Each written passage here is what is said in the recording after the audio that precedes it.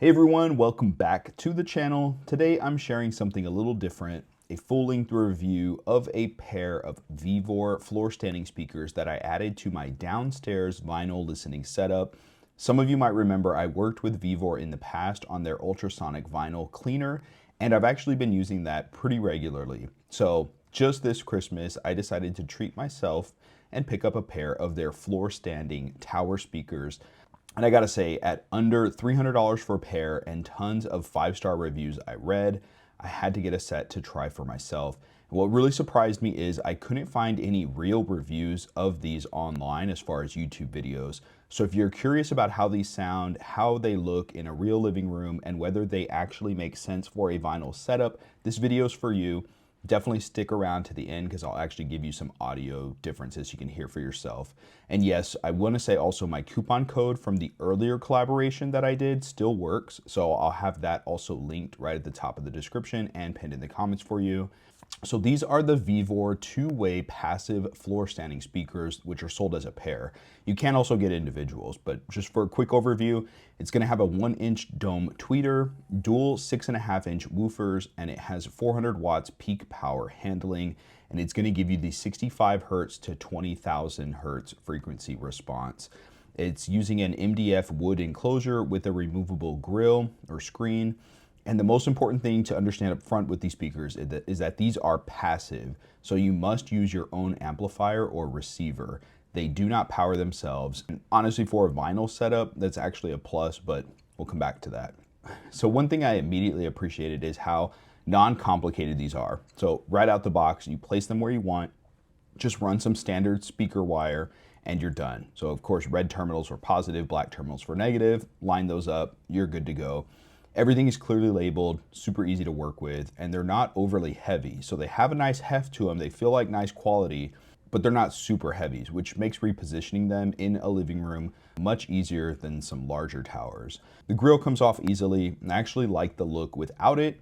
You can of course see those dual 6.5-inch woofers and that clean 1-inch dome tweeter. It's got an all black front with the subtle wood grain pattern on the side. So it's modern, it's understated, it doesn't dominate the room visually. Now let's talk about the sound, of course, because that's what really matters. These are running in what I would say is a medium-sized living room. So this is paired with my existing amplifier and turntable. There's no subwoofer, this is just the towers. And before getting into how they sound, I do want to briefly explain the frequency response because this is where a lot of people either misunderstand specs or just outright ignore them completely. These speakers are rated for 65 hertz to 20,000 hertz or 20 kilohertz. So what does that actually mean? Okay, on the low end, 65 hertz, that's where the bass starts rolling in. So it's not subwoofer level rumble, but this is where most musical bass lives. For vinyl especially, like rock, jazz, acoustic, or even classic recordings, the 65 hertz low end gives warmth and body without sounding bloated or muddy.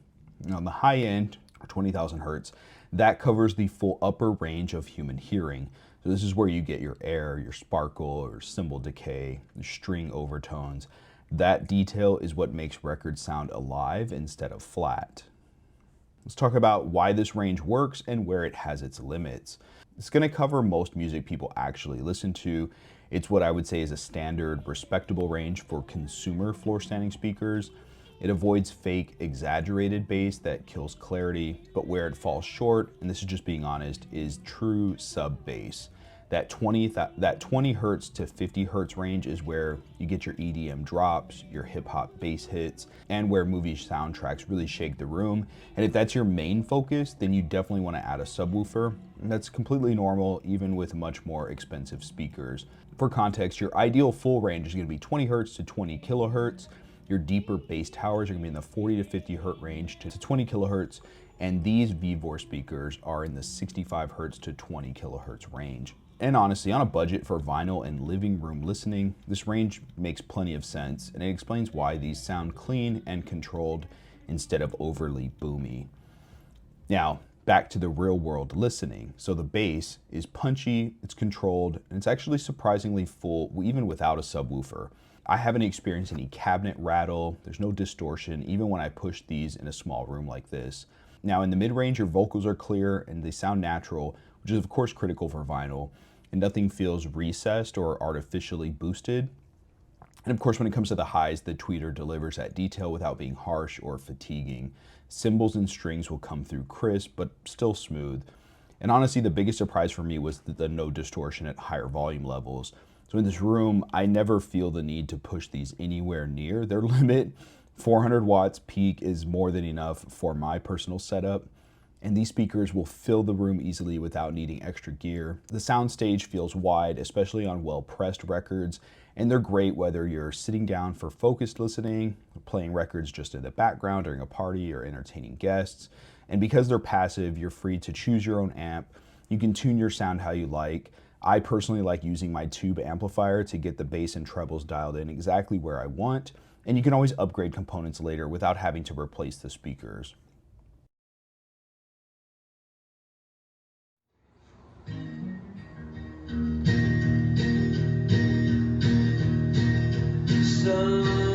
Sunshine, I'd really like to tell you, oh my sunshine, even though your skies are blue, you're drying up my bed.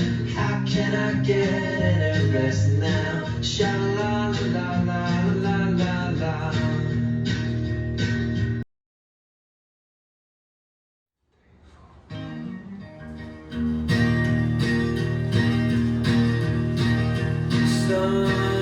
Sunshine, I'd really like to tell you, oh my sunshine, even though your skies are blue, you're drying up my bed.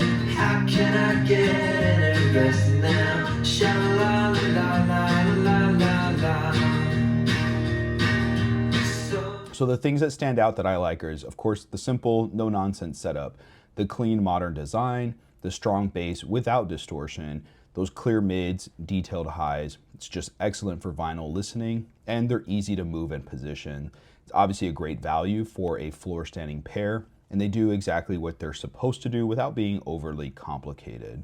No real complaints, but two things that you need to know are that they are passive speakers, so again, you need an amp or receiver, and two, the color options. So currently I could only find these in black. I think a white version would look fantastic in lighter spaces and for the decor like what I have here in my room. Of course, neither of these are deal breakers for me, just things to be aware of. So if you have a vinyl setup, if you already own an amplifier and you want floor standing speakers without spending a whole ton, and you prefer clean design and honest sound, I gotta say these VEVOR floor standing speakers are absolutely worth considering. Since there weren't any real reviews when I picked these up, I really hope that this video helped fills that gap. So if you want to check them out, I tossed a link at the very top of the description along with my coupon code from my previous collaboration, but I'll pin it in the comments for you as well. So again, thanks for watching. I'll see you on the next one. Take care.